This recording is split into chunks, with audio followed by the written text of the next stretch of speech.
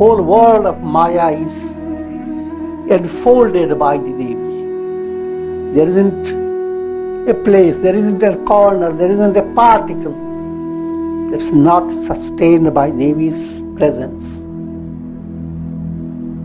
Higher blessings, you begin to develop divine virtues.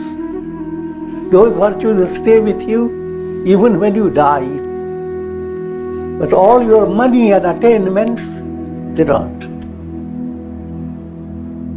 As you spiritually bring about Shubhavasana, purified feeling, the joy you begin to experience is coming from the divine source, the mother, the Atma, the self. The Saraswati means your life is joyous when it is Saras.